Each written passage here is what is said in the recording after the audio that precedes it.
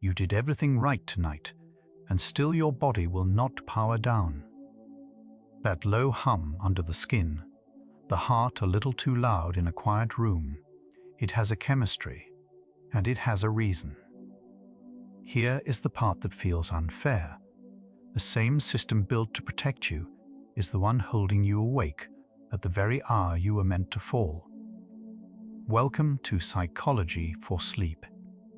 Tonight moves gently toward why that happens and why it was never a flaw in you. Let the weight of the day set down on its own. You're in the quiet hour where the body is still deciding whether it is safe to rest.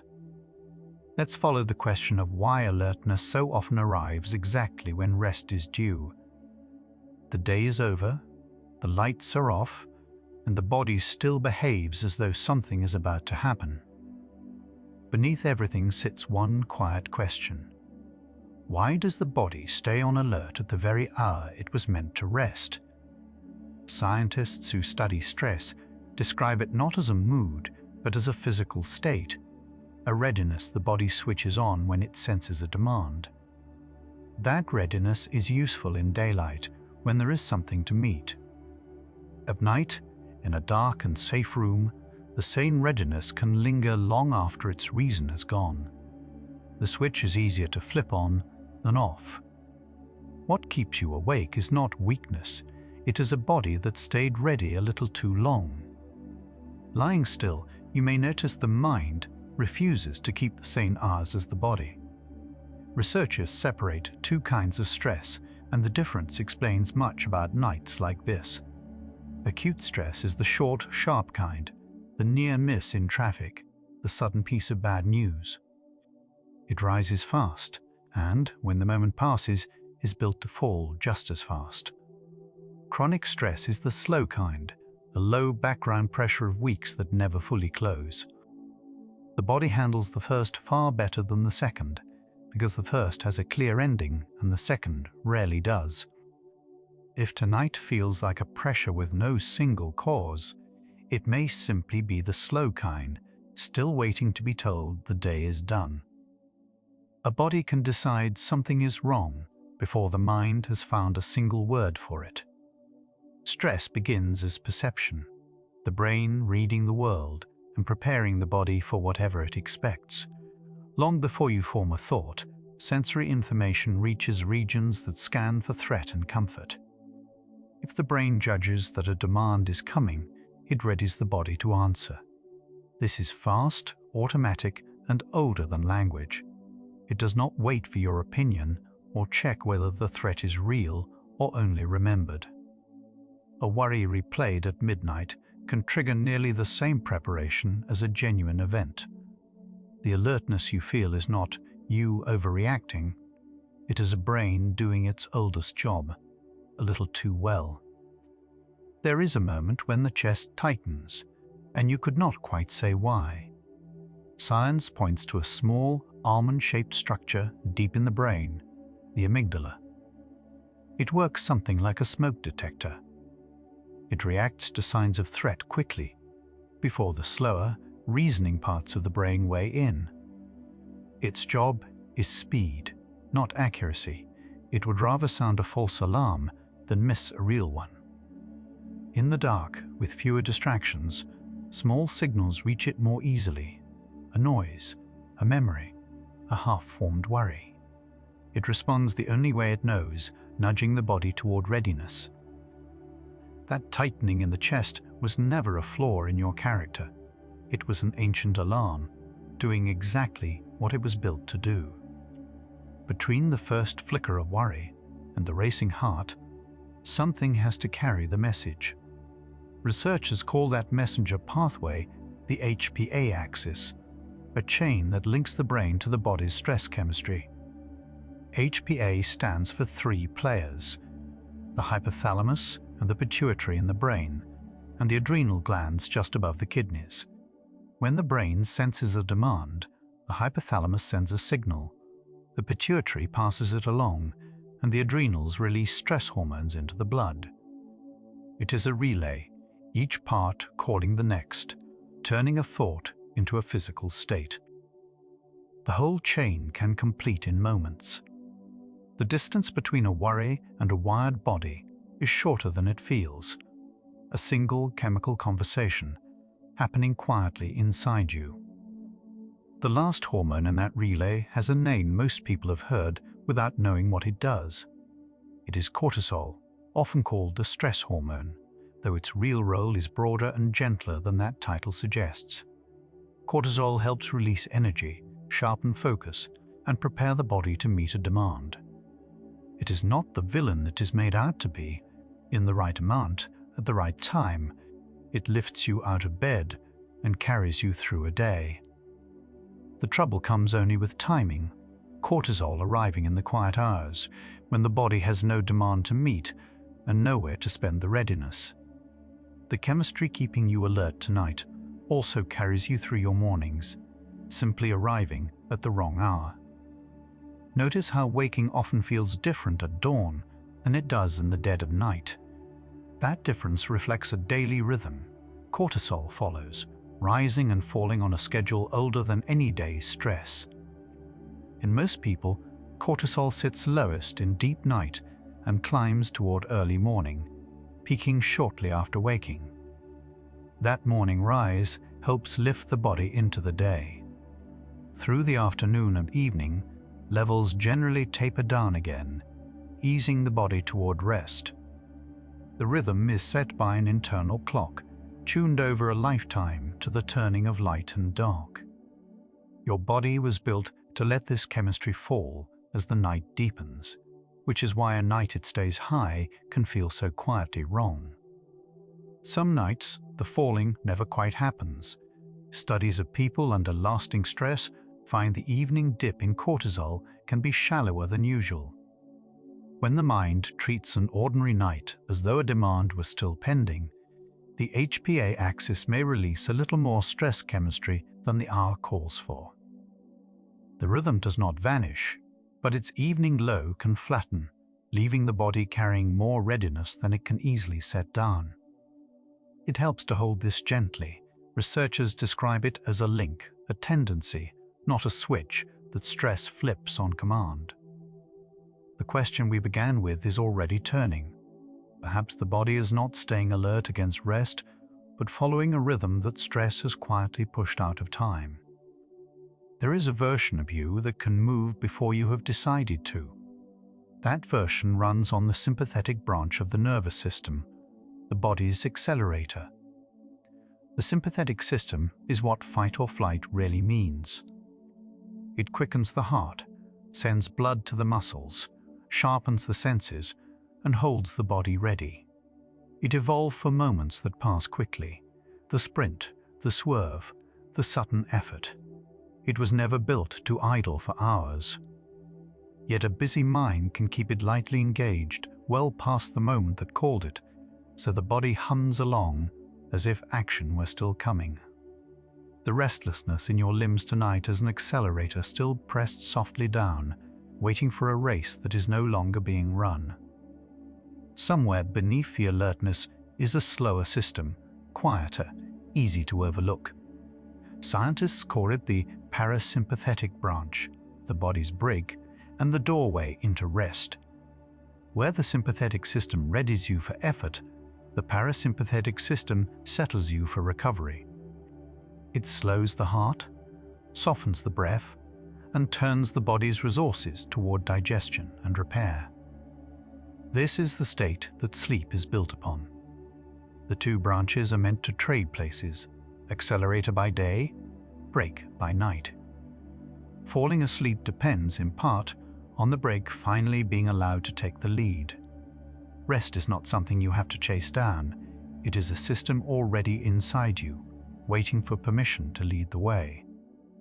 The body rarely runs both systems at full at once. It leans toward one or the other. Physiologists describe this as a balance, a shifting seesaw between readiness and recovery. Through a calm evening, the balance tips naturally toward the parasympathetic side, the brake gradually gaining, the accelerator easing off. Sleep tends to arrive once the tipping is allowed to finish. But lingering stress can keep a thumb on the accelerator's side, so the seesaw never quite settles. The body is not broken, it is simply held in a middle place, ready and tired at the same time. That strange state of being worn out yet unable to rest is not a contradiction.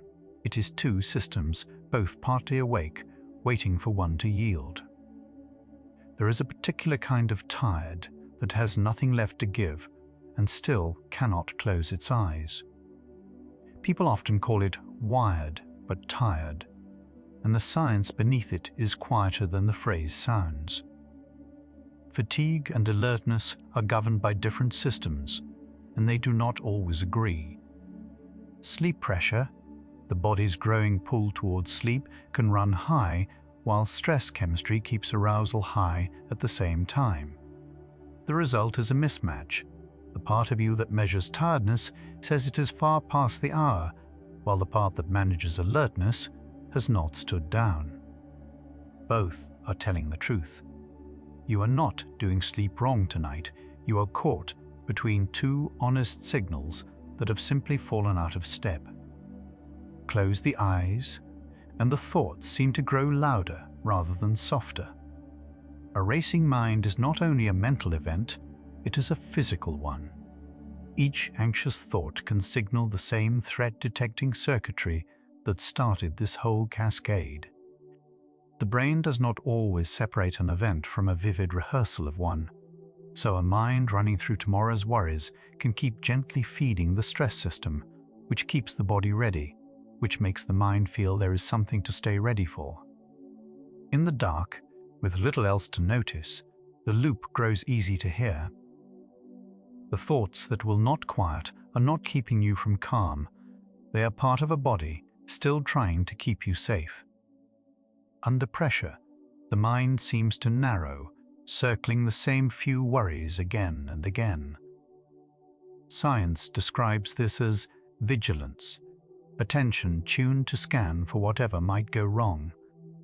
When stress chemistry is present, the brain tends to weigh threat over rest, holding problems more heavily and possibilities more lightly. This narrowing once helped our ancestors survive genuine danger. At night, it can turn ordinary concerns into a loop that feels both urgent and endless. The narrowing is not a sign that your troubles are truly larger tonight, only that the lens you view them through has quietly tightened. The worries that feel enormous in the dark are often just ordinary worries, seen through a lens that stress has drawn narrow. Lay a hand on the chest some nights, and the heartbeat seems a beat too quick for so still a room. Researchers find the body and brain speak in both directions, the body's signals shaping how the brain feels. A faster heartbeat, a shallow breath, muscle tension, the brain reads these as information. If the body seems switched on, the brain can conclude that something must be happening and keep the alarm gently ringing. This is one reason stress feels self-sustaining. The brain rouses the body, and the roused body confirms the suspicion. It is a conversation, each side listening closely to the other. Your quickened pulse is not proof that something is wrong, only a body and brain reassuring each other a little too well. Of all the body's rhythms, only one bends easily to a quiet choice. Breath is a rare bridge into the parasympathetic system, the brake you cannot press directly. Slow, unhurried breathing, especially a longer exhale, tends to nudge the nervous system toward its calming branch. The heart rate eases a little with each slow breath out. This is not forcing sleep, it is simply offering the body a signal it recognizes as safety. You cannot command cortisol to fall or a thought to stop, but the breath sits within reach, a small handle on a very large system. There may be nothing to fix tonight, only a slow breath to let out, and a body that already knows what to do with it. A body settles more easily in some rooms than in others, without ever being told why. Researchers describe this as the nervous system reading cues of safety from its surroundings. Dim light, familiar warmth, a sense of being sheltered, signals the older brain interprets as permission to lower the guard. The stress system evolved to stay watchful in uncertain places and to stand down in safe ones. A dark, quiet room is, to that ancient system, a message that the watch can end. Sometimes, the body simply needs a little time to trust the message it is being given. You are allowed to let the room tell your body what your thoughts cannot, that here, now, it is safe to rest. The same chemistry that unsettles a night is what lifts you into a morning. Scientists note that cortisol's natural rise is part of how the body wakes, not only how it worries. Shortly before waking, cortisol climbs, helping raise alertness, mobilize energy, and ready the body for the day ahead. That morning rise is healthy and expected, a gentle internal sunrise. The difficulty is only one of timing. When the same rise creeps into the night, arriving hours early, the body receives a wake-up signal at the very moment it was meant to be descending into rest. But chemistry is not your enemy. It is a morning arriving too soon, in a body that was ready for the night. Poor sleep and stress often arrive together, and it is hard to say which came first. Researchers increasingly describe the relationship as a two-way loop rather than a straight line. Lasting stress is linked with lighter, more broken sleep, and a run of poor sleep can, in turn, leave the stress system more easily set off the next day. Each can feed the other, which is why hard nights sometimes gather into hard weeks. It matters, though, to hold this gently. This is an association, a tendency the research describes, not a rule that stress must cause sleeplessness, nor that one difficult night dooms the next. If nights like this cluster, it is not a failing of yours, only a loop that, once understood, can begin to loosen. The body can carry a low hum of readiness far longer than it was ever designed to. Studies of chronic stress point to an HPA axis that stays modestly more active than it might through calmer seasons. In lasting stress, the stress hormone system can run at a slightly raised level, its usual peaks and dips a little less pronounced. The change is generally described as moderate, not extreme, a subtle shift in tone rather than a dramatic break. Over time, this steady low activation can make deep rest harder to reach because the body never quite receives the signal that the demand has passed. A body that struggles to rest is often not damaged, only tired from staying ready through a season that asked too much. Whatever winds up in the body was also built to wind back down. The stress response is designed to be temporary, with recovery folded into its very shape. After a demand passes, feedback signals tell the brain to ease the release of stress chemistry, letting levels fall back toward baseline. The system is meant to rise and return like a tide. Even after long stress, this capacity to settle does not disappear. It may simply ask for gentler, safer conditions and the little time to find its way back. Rest is not something the body forgot how to do. The calm you are looking for is not lost. It is a homecoming your body still knows the way to when the night gives it room. The hardest moment is often not the middle of the night, but the very edge of sleep. Researchers find that sleep onset, the crossing into sleep, is a particularly delicate handover. To fall asleep, the alert systems must quiet and the calming systems lead, a shift that happens most easily when the body feels unguarded. Stress chemistry works against exactly this handover, keeping a thin thread of alertness alive right at the threshold. This is why stress so often takes the moment of falling rather than sleep's depths. It lingers at the doorway, where readiness and rest change places. If sleep slips away just as it seems close, it is not you failing at rest. It is a doorway that stress has learned to crowd. Somewhere along the way, many people begin to blame themselves for a body that will not settle. The science offers a gentler account, one where none of this was ever a matter of trying hard enough. The HPA axis, the accelerator and brake, the daily rhythm of cortisol, these run beneath choice, shaped by evolution and the demands of a life. They respond to circumstance, not to effort or willpower. Understanding them does not switch them off, but it can change how they feel, less like a personal failing, more like weather moving slowly through a body that is doing its best. You were never failing at rest. You were carrying a stress system that simply had not yet been told the day was safely over. What you just heard, that the accelerator and the brake, the rise and fall of cortisol, all run somewhere beneath choice, is already true in you, right now, as you lie here. Nothing about this hour is waiting on your effort. The readiness you may still feel is not defiance. It is an old system that has not yet caught up to how safe this room has become. The question we opened is quietly changing shape, less about why the body turns away from rest, and more about why it takes the long way home. Let one slow breath leave you, and at the next stretch, carry us deeper into how the body finds its way back down.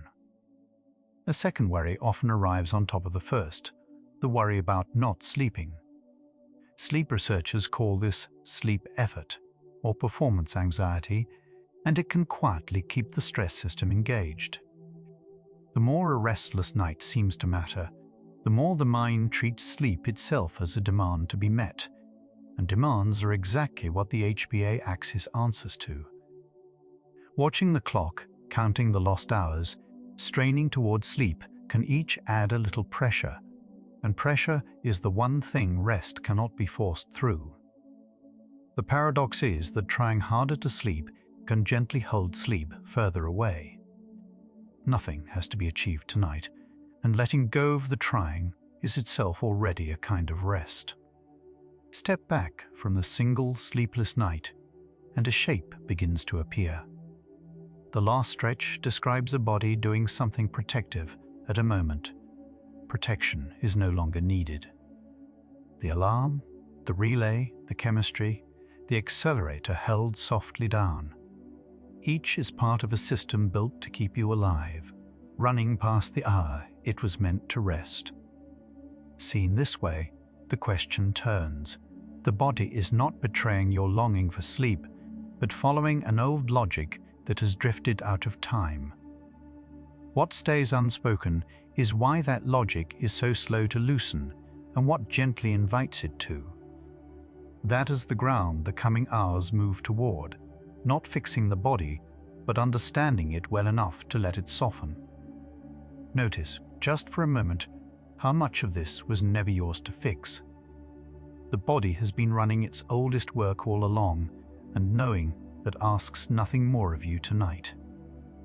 Let one slow breath leave. Feel how the room has grown a little softer around you since we began. We'll keep moving through this quietly, together, nowhere to be, nothing to solve. The clock reads a number you would rather not have seen, and still the mind keeps moving.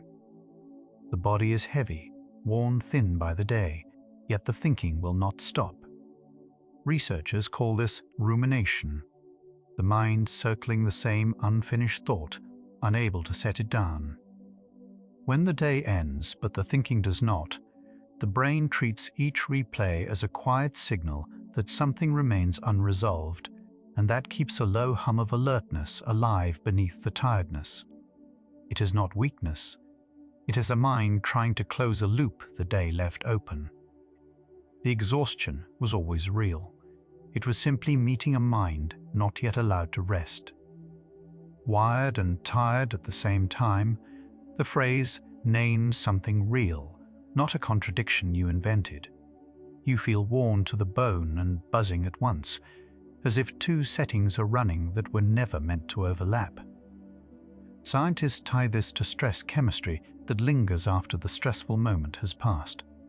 Cortisol and adrenaline were built for short bursts, meant to rise and fall within minutes.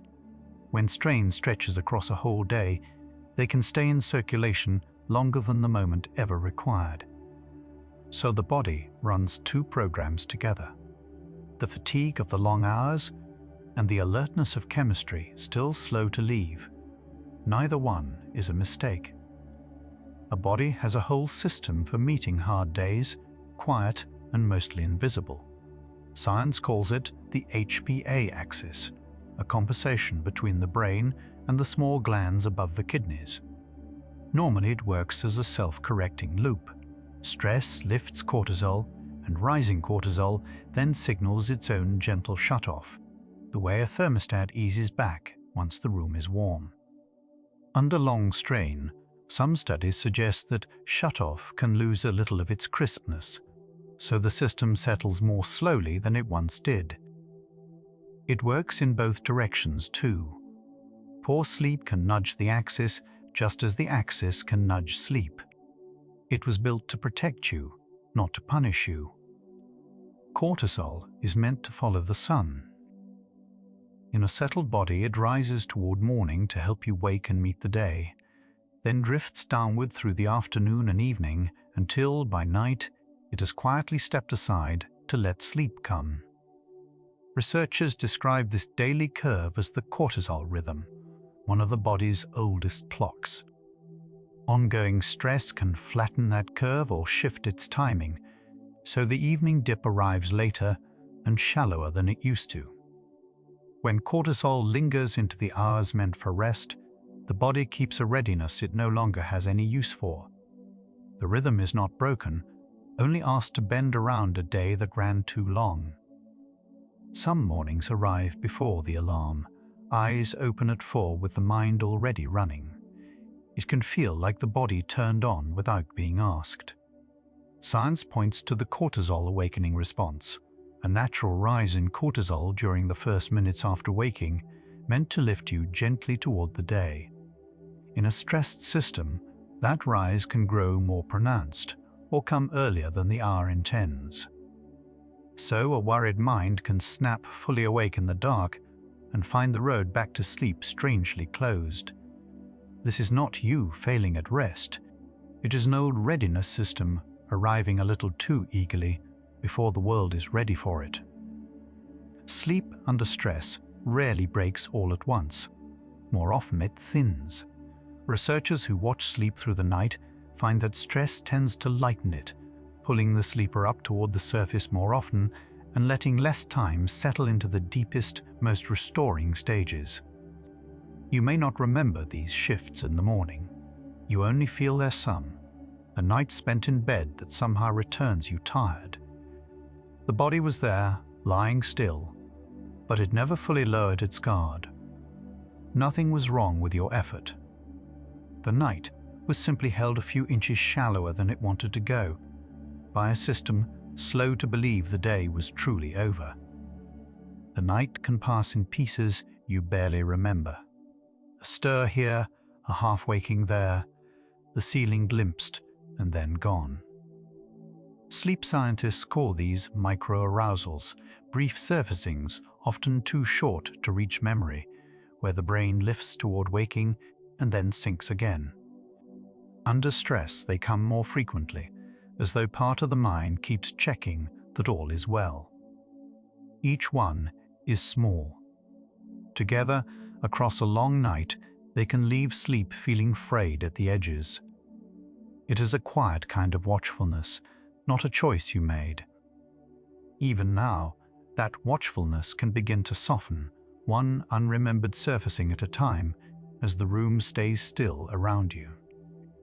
Beneath every thought, a small structure keeps watch.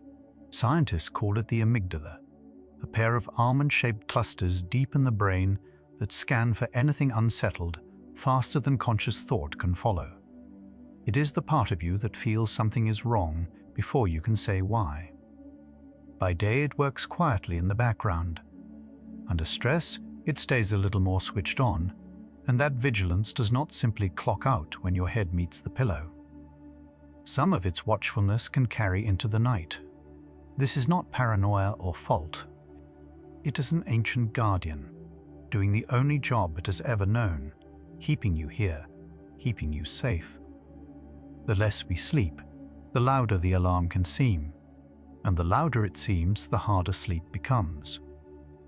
Researchers studying sleep loss find that a short night can leave the amygdala more reactive. That reactivity then makes the next night harder to sink into, and so the two lean on each other, turning in a slow circle. Here the question quietly changes shape. We began by asking why the body stays alert when it most longs to rest. Now it looks less like a single fault and more like a loop, where wakefulness and worry keep handing the night back and forth. A loop, unlike a fault, has more than one place it can be gently loosened. For most of human history, night was when harm came closest. A body that could wake quickly at a sound in the dark was a body that lasted long enough to become an ancestor. So the mind learned to keep one thread of attention running through sleep, ready to surface at the first hint. That wiring never left us. It simply lost its old world. Now the same system rouses us, not for footsteps in the dark, but for an unanswered message, a bill, a conversation replayed. The alertness that keeps you awake tonight is not a defect. It is an inheritance, an old form of care, still doing its work in a world it was not made for. A deadline and a predator can feel the same to the body. The mind knows the difference. The older machinery underneath does not. Science calls that machinery the sympathetic nervous system, the branch that readies you to act, lifting heart rate, tightening muscles, sharpening focus. It was tuned for moments of real physical demand, then meant to switch off once the moment passed. Modern strain rarely offers that clean ending. The worry has no shape to run from and no edge to escape, so the readiness has nowhere to discharge. It simply idles, engine running, long after the thought that started, it has faded. The body is not overreacting. It is answering the only way it knows how. Falling asleep asks the body to lower its guard. It is something you allow more than something you do, a slow release, where the heart eases, the body cools, the mind loosens its grip on the day. Researchers describe sleep onset as a threshold. The body crosses only once, arousal drops below a line. This is where stress does its quiet work. By keeping arousal high, it holds the body above that threshold, so close to sleep, unable to tip into it. The frustration of lying ready and unable is real. It is not that you have forgotten how to sleep. It is that one part of you has not yet been given permission to stop watching. The body that speeds up also knows how to slow itself down. For every system that raises the alarm, there is a counterpart built to lower it. Science calls this the parasympathetic nervous system, rest and digest, the branch that eases the heart, softens the breath, and lets the muscles unclench. Much of its influence travels the vagus nerve, a long pathway wandering from the brainstem through the chest and belly. When it takes the lead, the body reads the moment as safe enough to let go. It is already inside you, waiting. Nothing needs to be summoned from outside. The brake was there the whole time, simply waiting for a signal that the coast was clear. Breath is the one part of this system you can reach. Heart rate, hormones, the tension in your gut, most of it runs without you. But breathing sits on the border between automatic and chosen, and that makes it a quiet doorway in. Researchers have found that slowing the breath and letting the exhale grow longer than the inhale tends to gently rouse the vagus nerve and the calming branch it serves. The heart eases. The body begins to read the slowing as a sign that it is safe to rest. There is nothing to force here. You can simply let each breath out a little more slowly than the last, and let the rest follow on its own. Slowness is a message the body believes. It does not read your reassurances or your plans. It reads your pulse, your breath, the set of your shoulders. When those begin to slow, the ancient watchman lowers its gaze, reading the change as proof that whatever it was guarding against has passed. The calming branch steps forward. The alarm, having nothing left to answer, quiets on its own. This is why softening the body can reach places that arguing with the mind cannot. You do not have to convince yourself you are safe. You can let the slow breath, the heavy limbs, the still room say it for you, in the older language the body has always trusted. Notice how the room has grown a little softer around you. Somewhere in the last while, the body began to loosen, the breath a touch longer, the shoulders a touch lower. Nothing here has asked you to try. Let one slow breath leave you now, unhurried. What kept you on guard was never a fault to fix, only an old care learning it can rest. We'll drift on from here, gently, together. By now, a gentler thought is asking to be let in, that a body which will not settle is not disobeying you. Researchers who study the stress response describe the wired, tired state as a system doing precisely what it was shaped to do, staying ready. The alertness you feel is not a personal failing or a lack of discipline. It is an older biology, tuned across countless generations to keep watch when something felt unfinished. Tonight, nothing is chasing you. Yet the system that once kept you alive is still standing at its post, faithful and tired, waiting for a signal that it is finally safe to sit down. Thoughts that circle at midnight can feel like proof that something is wrong with you. What the science suggests is closer to the opposite. When cortisol and its companion stress chemicals remain elevated, the mind stays in problem-solving mode, scanning for the thing it believes still needs handling. This is not a broken mind. It is an engaged one, running the program it was given. The racing you notice is the surface of a body still braced. Naming it this way changes very little about the night, and yet it changes everything about how you meet it, not as a fault to correct, but as a weather passing through. A room that dims slowly does something measurable to the body inside it. The nervous system is always reading its surroundings for cues about whether the coming hours are safe. Lowered light, a slower pace, the absence of new demands, these are read not as suggestions, but as evidence. Slowly, the signal filters down. The day is closing. The watch can loosen. This is why the same darkness that once felt empty can begin to feel like permission. You are not forcing sleep when you dim the lights and soften your movements. You are speaking to an ancient part of yourself in the only language it has ever trusted. Safety to the body is not an idea, it is a set of physical signals. When the nervous system finally registers that the threat has passed, a quieter branch begins to take over, the one that slows the heart, softens the breath, and lets the muscles release what they have been holding. Scientists connect this shift to the vagus nerve, the long pathway that carries the message of calm from the brainstem down through the chest and belly. It cannot be argued into activating. It responds instead to slowness, to warmth, to the sense that nothing more is being asked. Feeling safe, it turns out, is something the body does, not something the mind decides. Sleep has a strange rule. The harder you reach for it, the further it withdraws. Researchers who study insomnia describe a paradox at the center of many restless nights. The effort to fall asleep is itself a form of arousal, a small, self-generated stress that keeps cortisol from falling the way it needs to.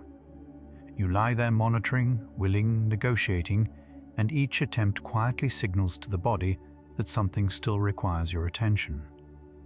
The way through is not more trying. It is the slow release of the trying itself. Sleep comes, when it comes, to those who have stopped standing guard over its arrival. Rest and sleep are not the same thing, and confusing them can cost you both. When the eyes close and the body goes still, restorative processes begin long before sleep itself arrives. The heart eases, the breath lengthens, the muscles quietly discharge the day. Lying in warm darkness, asking nothing of the hours, offers the nervous system much of what it was seeking. This matters on the nights when sleep is slow to come. You have not failed if you are only resting. You are still giving the body a version of what it needs, and that permission to rest without demanding sleep is often what finally lets sleep slip in. Under the surface of ordinary tiredness runs a clock older than any single day. Cortisol was never meant to be the enemy of sleep. In its natural rhythm, it falls to its lowest point at night and rises to wake you at dawn. The wired, tired feeling is often a timing problem, a curve that stayed high when it should have dipped. Exhaustion and alertness sit side by side because the body's clock and the body's stress signal have fallen briefly out of step. Knowing this reframes the whole experience. You are not broken. A rhythm has drifted, and rhythms, unlike faults, are the kind of thing that find their way back. It would be simpler if the story ran in one direction. Stress steals sleep, and that was all. The evidence points to something more tangled and, in a way, more forgiving. Poor sleep raises the body's sensitivity to stress the next day, and a more reactive day makes the following night harder still. The two are woven together, each shaping the other. Scientists are careful here. They do not say stress alone causes sleeplessness, only that the loop turns both ways. This matters because it lifts a certain blame. You did not simply worry yourself awake. You were caught in a circle, and circles, once understood, can be gently loosened at any point along their turn. The part of you that stays on guard was never working against you. It was built to protect, to hold the alarm a little longer than needed, because in the world it was designed for, a false calm was more costly than a false alarm. That same protectiveness now keeps you awake in a bedroom where nothing is wrong. It is not malice or malfunction. It is loyalty running past its usefulness. When you meet the wired body with impatience, you confirm its fear that something is still at stake. When you meet it with kindness, you begin, slowly, to tell it the truth. The danger it is bracing against has already passed. Something in the question has quietly turned. We began by asking why the body stays alert exactly when it most needs to rest, as though alertness and rest were enemies. But the closer we look, the more it seems they were never opposites at all. The same system that guards you is the one that can release you. They are two settings of a single instrument, not two different machines. What remains unanswered is harder and gentler than the question we started with, not how to defeat the alert body, but how to convince it, without force, that it is finally allowed to stand down. That is where the rest of the night leads. What just surfaced, that the guarding and the releasing of the same system, only said differently, may be sitting somewhere in your chest or your shoulders right now. Notice it wherever it has gathered. You don't have to change the setting by force. You couldn't if you tried. Just let the noticing be enough. Feel the weight of your body against whatever is holding it. Let one breath leave a little longer than the one before. The rest of the night follows this single thread, not toward defeating the alertness, but toward the quiet moment it decides, on its own, to loosen its grip. Late in the evening, the shoulders come down from where they held all day. That release has a name in physiology, the parasympathetic branch of your nervous system coming back online. For hours, the stress response kept the body ready, muscles tight, senses sharp. Its counterpart does the opposite work. It slows the heart, softens the gut, lets the jaw unclench. The two are not enemies but a seesaw, and for one to rise, the other quietly eases. The calm you have been waiting for is not something you lack. It is a system already inside you, waiting for the day to stop asking you to stay ready. A cardiologist named Herbert Benson spent years watching what the body does when it stops bracing, and he gave the pattern a plain name: the relaxation response. Researchers describe it as the near mirror image of fight or flight. Breathing settles, the heart slows, blood pressure eases, and the mind grows quieter without being forced. What his work suggested is gentle but steady. The same body that can wind itself tight can also be guided down, not by trying harder, but by trying less. The wired, tired feeling is not a permanent state. It is one half of the switch that has simply been stuck in the on position.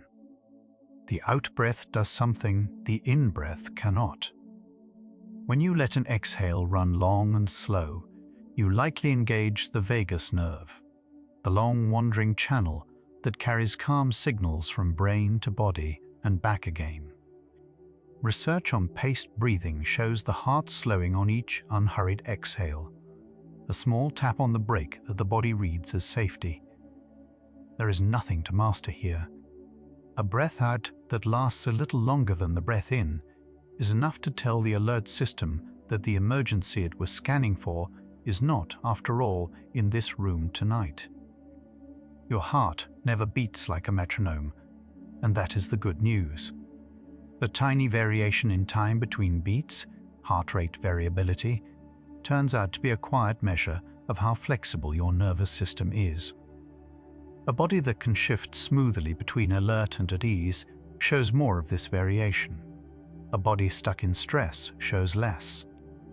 This flexibility can be gently trained by the very things sleep loves: slow breath, warmth, stillness. The wired feeling is partly a nervous system that has forgotten how to change gears. It has not lost the gears, it only needs a reason to shift. Muscles that clench through a hard day rarely announce that they are still clenching. The forehead, the jaw, the hands, the belly, they hold on quietly long after the reason has passed.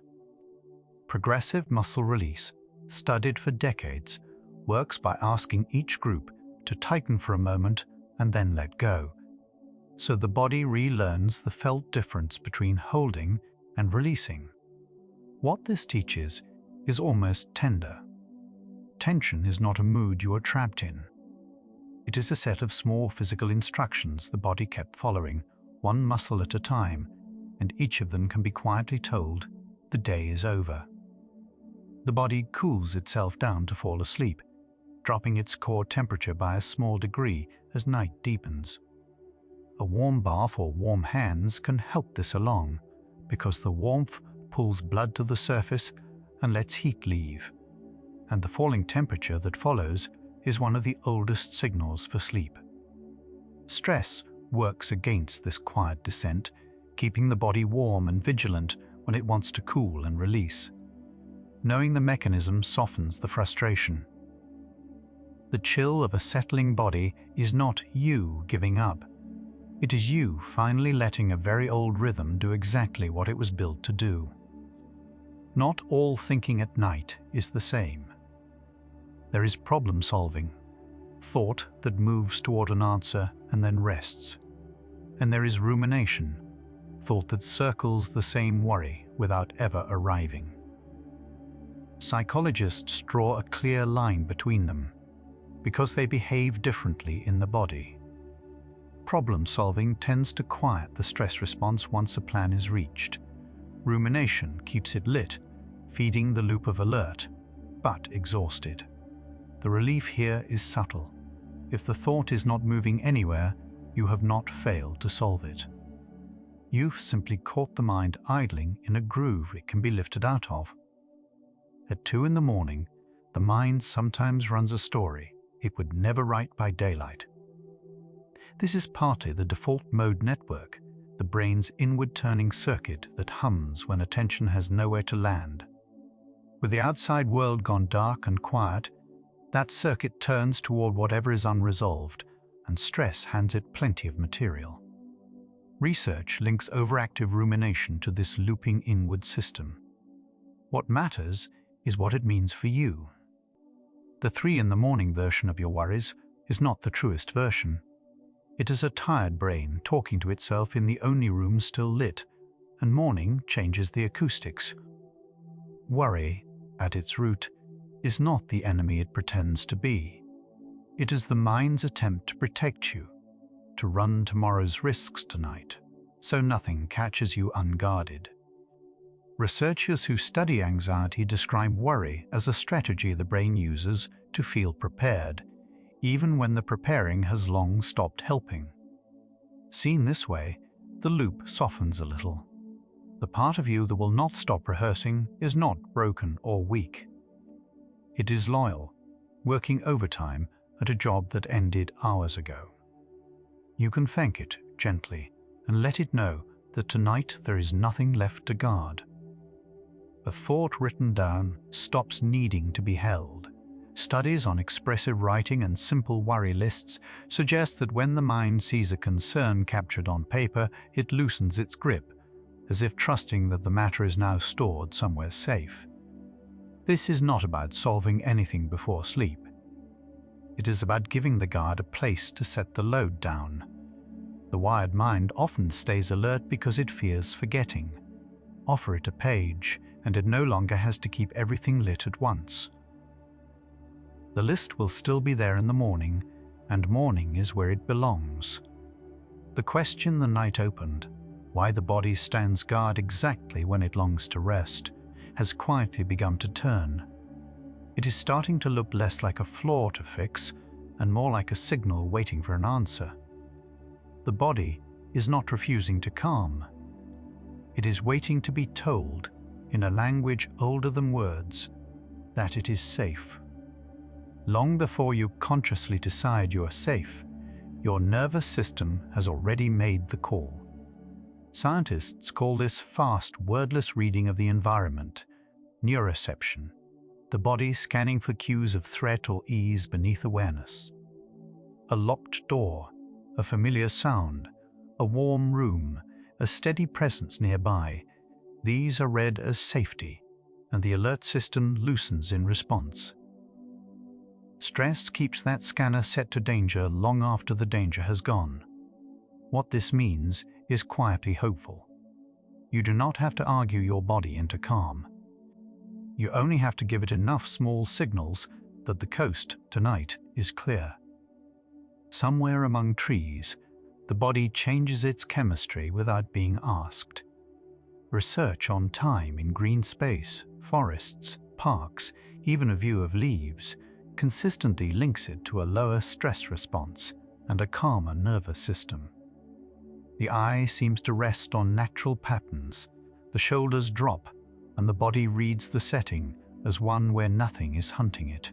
You cannot walk into a forest at midnight, but the mind can return to one. The memory of a quiet, living place carries some of the same signal, telling the guard within you that this is a landscape built for rest, not for watch. Sit beside someone whose breathing is slow and yours tends to follow. Nervous systems co-regulate, they read each other and settle toward each other, a phenomenon researchers see even in heart rhythms syncing between calm companions. This is why a steady presence can soothe faster than any argument for calm.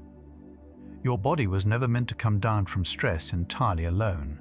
It evolved to borrow safety from the settled bodies around it. If the night feels solitary, remember that calm is contagious in the gentlest way. Even the memory of being beside someone at ease can lend your own system the permission to let down its watch. A warm hand on the back, a held embrace, the weight of a blanket, The body reads these as signals that it is not facing the night alone. Gentle pressure and warmth are linked to the release of oxytocin, a chemical that softens the stress response and lowers the sense of threat. Scientists call this social buffering, the way closeness quietly dampens the alarm. What it reveals is tender. The vigilance you carry is not stubbornness. It is a body that has been standing watch alone, and what it needs is simply the felt sense of being held by another person or the weight of the bed itself. Bodies trust repetition more than they trust intention. A predictable rhythm, the same dimming lights, the same slow steps, the same order of small acts before bed, becomes a language the nervous system learns to read as the approach of rest. Researchers find that consistent routines help the body anticipate sleep, lowering the effort each night requires. This is not about strict rules or a perfect ritual. It is about giving the guard a familiar path down from its post. When the same gentle sequence returns each night, the alert system stops bracing for surprise, because it has learned, by repetition, exactly where this evening is going. As the light in a room falls, something in you begins to fall with it. Darkness is one of the body's oldest cues for sleep, releasing the slow rise of melatonin that stress and bright screens can hold back. You do not have to engineer perfect darkness or follow anyone's rigid rule. It is enough to let the evening dim, to soften the lights an hour before rest, and to let the eyes register that day is ending. The body has been reading light and dark for far longer than it has known worry. Given the chance, that ancient reading still knows how to carry you down toward the dark. The hour before sleep does more than the hour of sleep gives it credit for. A slow wind down, putting the day's demands out of reach, letting the pace drop, gives the stress response time to fade, rather than being asked to vanish the instant your head touches the pillow. This is not a strict prescription, it is a courtesy to your own physiology. The body cannot slam from full alert into deep rest any more than a car can stop at speed without a brake. The wind down is that brake applied gently, so the descent into sleep feels like arriving somewhere rather than falling off an edge. A bed used for lying awake can slowly become a place. The body associates with waiting, not resting. Sleep researchers describe how the mind links a setting to what usually happens there, so a bed that has hosted many restless hours can quietly cue alertness on its own. The gentle remedy is not a harsh rule, but a soft one. Let the bed mean rest again. And if wakefulness lingers too long, a brief, low-lit pause elsewhere can keep the association kind. This is not about discipline.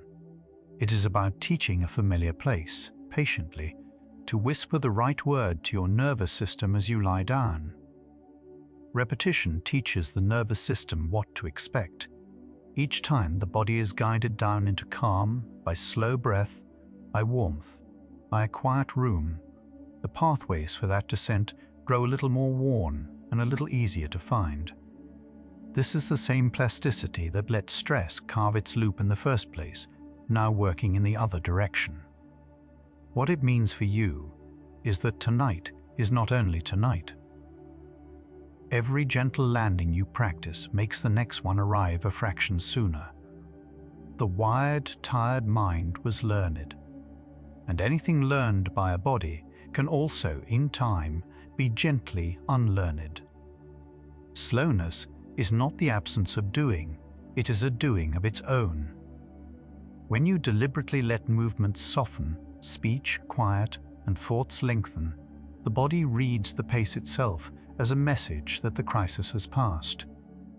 Researchers note that even the tempo of our actions feeds back into the nervous system, alertness rising with hurry and easing with calm. There is nothing to accomplish in this. The wired mind so often believes that rest must be earned by finishing everything first, that the descent into sleep asks the opposite. that you do less and let the very slowness become the thing that carries you down. Chasing sleep tends to push it further away.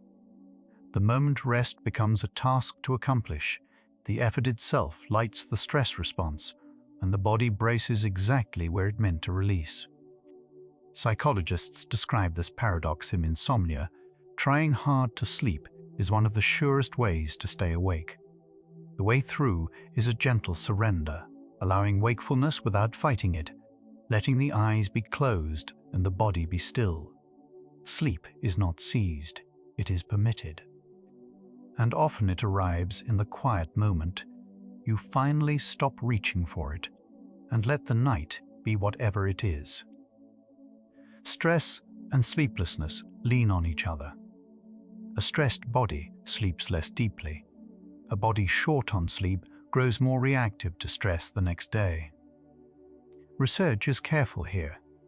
This is a two-way relationship, a loop, not a straight line where one simply causes the other.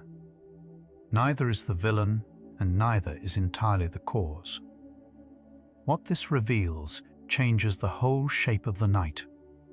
If the two feed each other in a circle, then the circle can be entered from either side, and the calmer side, the side of slow breath and softened muscles, is the one that lies within your reach tonight.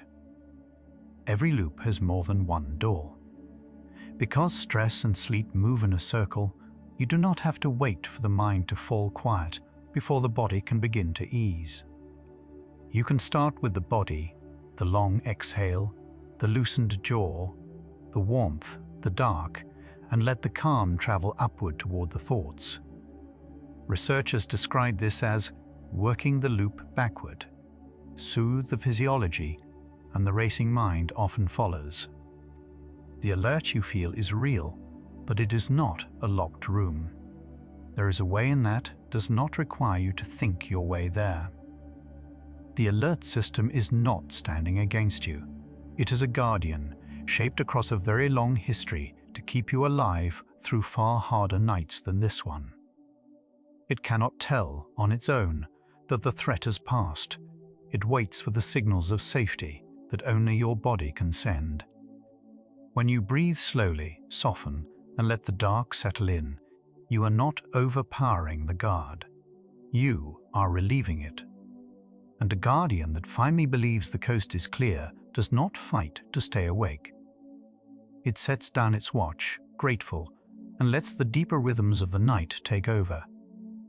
Beneath everything tonight has traced its one shape.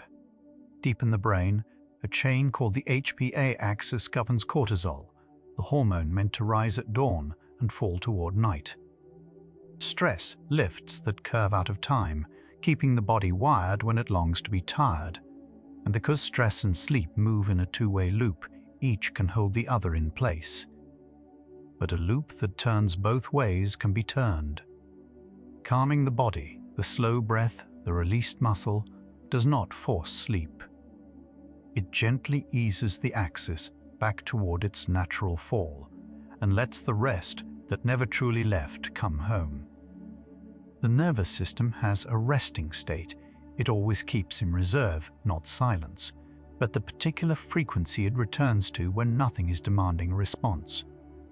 Right now, as the hour deepens, cortisol is already sliding down the far side of its curve, not because you commanded it, but because the body runs on a clock far older than any day you have carried. You do not have to do the lowering. You only have to stop adding to the height. The rest of this night does not need to be understood, only received. It is already moving toward you, and you are already moving toward it. By this hour, the day has already started letting go of you, even if you have not quite let go of it. Cortisol, the signal that kept your body ready, follows a rhythm older than any single stressful afternoon, and that rhythm bends toward evening. Researchers describe the stress system and sleep as a two-way street, each quietly shaping the other. Nothing about tonight asks you to force the quiet. The falling was always going to happen on its own, in its own slow time. A body knows how to come down from alert. It has done this every night you have ever slept, long before you understood any of the machinery underneath. The HPA axis, the loop between brain and adrenal glands that raised your guard today, also carries the instructions for lowering it again. You are not learning something new tonight. You are simply letting a system that already knows the way do the one thing it was always built to do. Somewhere in the chest, a held breath has been waiting all day for permission to leave. When the body reads its surroundings as safe, the alert signals soften, not because you commanded them, but because safety is the cue they were listening for all along. Warmth, stillness, the weight of the blanket, this is the language your nervous system understands. You do not have to convince it of anything. You only have to let it notice there is nothing left to guard. The worries will keep until morning. They are patient in a way that felt almost unkind during the day, but tonight that patience is a gift. Nothing on that list needs solving in the dark. The stressed mind holds on because holding on once meant staying safe. Yet the same rhythm that dims the light in the sky is dimming the alarm in the body. You can set the list on the nightstand. It will still be there, and so will you. Trust is a strange word to use for sleep, and yet that is exactly what this is. Your body does not need supervision to rest. The cortisol curve slopes downward through the night, whether or not you watch it happen. Long strain can lift that curve a little, keep it faintly humming, but even then, the slope still bends toward morning. You can trust the direction it is already moving. The calm you're waiting for is not something you build. It is something you allow. Notice how the room has grown softer at its edges. This is not your imagination as the stress system quiets. The senses stop scanning so hard for anything that might need a response. The vigilance that served you all day is finally standing down. There was never anything wrong with a body that stayed alert too long. It was only trying to keep you. Now it can hear that the keeping is done and rest the way it has always known how. The shoulders were the first to rise this morning, and they can be the last to lower tonight. Muscle tension is one of the ways the stress response speaks, and it fades as the signal fades, slowly, from the outside in. You do not have to release anything deliberately. As the cortisol rhythm settles toward its nightly low, the body loosens on its own schedule. Let the jaw be heavy. Let the hands fall open. The letting go is already underway beneath you. Long before clocks, bodies learn to read the dark as a signal to stand down. That ancient agreement between night and rest still runs in you underneath every stressful day it has ever weathered. The stress system and the sleep system evolve together, tuned to hand off to each other as the light fades. Tonight is one more night in a line of thousands. You are not the exception to this. You are exactly the kind of creature the dark was made to quiet. Safety, to the nervous system, is mostly the absence of anything left to brace against. Right now, in this bed, there is nothing to brace against, and part of you is beginning to believe it at last. As the alarm chemistry recedes, the body reads the quiet as permission. This is the handoff the whole day was slowly moving toward, even when it did not feel that way. You are allowed to be a person with nothing to do and nowhere to be but here. Let the unfinished things stay unfinished for the length of one night. The mind that keeps circling back to them is not broken. It is a stress system doing its oldest job, checking the perimeter once more. But a perimeter checked 100 times is still the same perimeter. As the body's alertness drops toward the lowest point of its day, the circling slows on its own. You can let the loop fall open. Morning will hold the unfinished things gently enough. There is a kind of tiredness that finally feels safe to sink into, different from the wired exhaustion of the day. That difference is the stress signal, loosening its grip on the body's clock. When cortisol steps back, the tiredness underneath can be felt for what it truly is, an invitation, not an emergency. You spent the day alert for reasons that made sense then. None of those reasons are asking anything of you now. You can let the tiredness win. Breathing slows without being told to once the body decides it is safe. You may have already noticed your own breath lengthening in the last little while.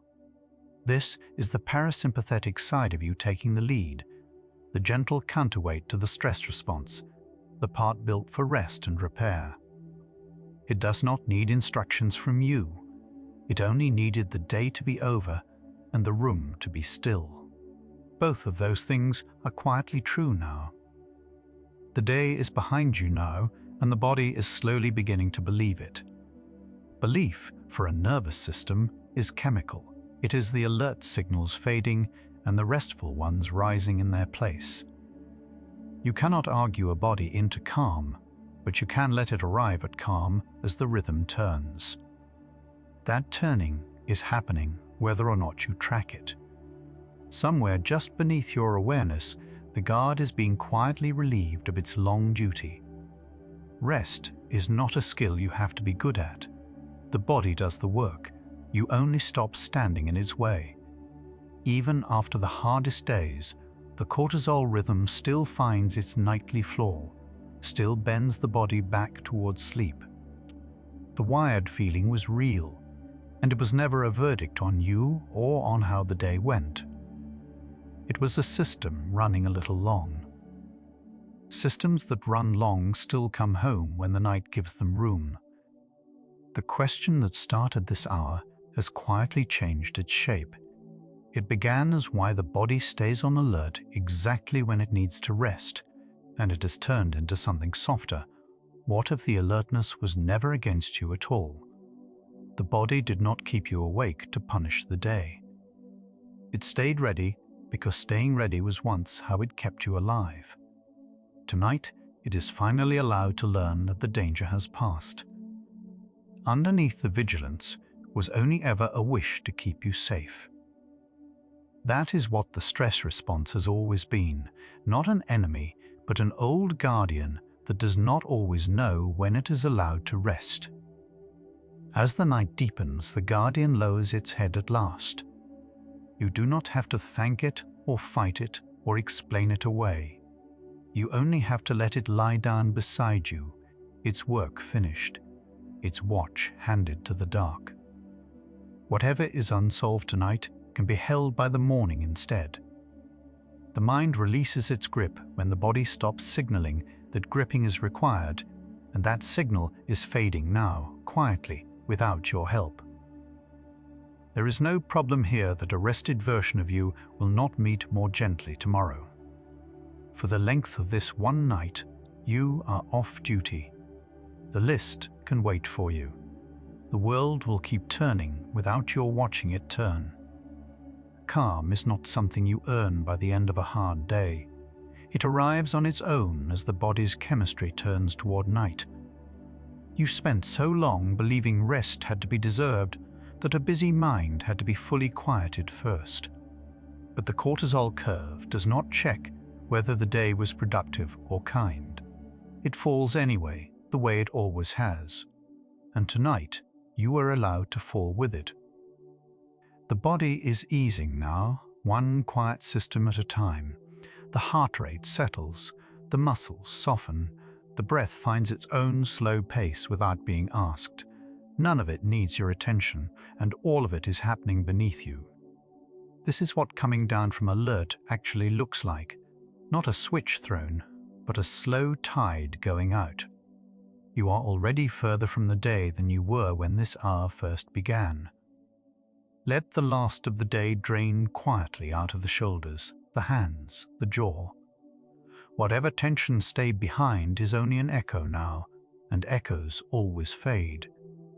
The stress that kept you wired had its reasons, and its reasons are finished.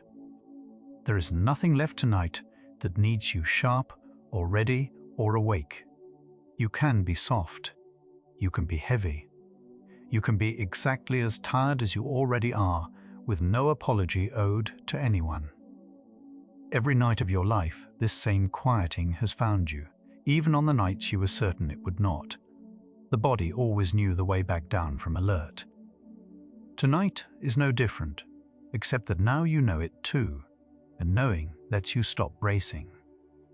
You can stop watching for sleep to arrive at the door. It comes most easily to the ones who finally stop guarding it and lets go. Nothing here needs guarding anymore. The room is safe, the night is safe. The body is finally reading both of those as true all the way down. As the alertness lets go, a deeper quiet moves in to take its place. The quiet, the whole long day, was slowly moving toward. You are allowed to rest inside it now, with nothing to hold and nothing to watch, and nowhere at all left to be. Set it all down now, the day, the list, the low hum of having to be ready. None of it follows you into sleep unless you carry it in with you, and you do not have to carry it. The body is letting go at its own patient pace, and you are allowed to let go along with it. There is nowhere else you need to be tonight. There is nothing else at all you need to do. The night has carried you most of the way now, and you never once had to force it. The wired feeling has thinned into something soft and low and far away. The body that stayed on alert has remembered how to stand down, the way it always does in the end. Let the last thoughts blur at their edges. Let the room drift far away from you. Sleep is not something you reach for tonight. It is something that is already reaching you. Your body was never working against you. It stayed awake because it loved you enough to keep watch, long after the watching was ever needed. Tonight, it can finally believe that you are safe and rest. The alertness was never a flaw in you. It was only care that forgot how to rest itself. And now, at last, it remembers and it rests. And so, gently, can you. The alertness that kept you company all day is loosening its long hold. It was never the enemy of your rest. It was a body trying to keep you, staying ready far past the moment readiness was needed. Let that whole tired vigilance dissolve into the slow, dark warmth of a night that finally asks nothing of you. Whatever stayed on guard can lie down now. You are safe here, and the safety is enough. Your body spent the whole day being loyal to you in the only way it knew, by staying ready. That loyalty cost you the quiet you needed, and still, it was never a mistake. A system built to protect does not always know the danger has passed, but it learns. Tonight it is learning, in the slow fall of every held breath, that there is nothing left to guard. You do not have to make peace with the wired feeling or defeat it.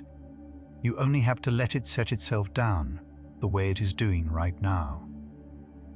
The alertness was care that forgot how to rest. And here, in the dark, with nothing asked of you, it finally remembers what it always knew, that you are safe, and safe is enough. The overthinking and anxiety playlist keeps returning to this question from new directions. Why a body that longs so deeply for rest keeps standing guard against the night?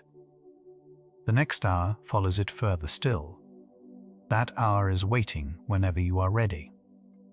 You can let these thoughts settle now, the way a body finally lowers its guard once it knows the night around it is safe. Let your body grow heavy, releasing the readiness it carried through all the long hours of the day. Sleep carries you to the place where nothing needs watching, the place that was always safe, even when the body could not feel it yet. If your eyes have already closed, there is no reason left to open them again. Rest well, weary one. Your body was never failing you, it was keeping you, and now it can keep you best by letting go. where the racing mind is finally allowed to rest. Good night.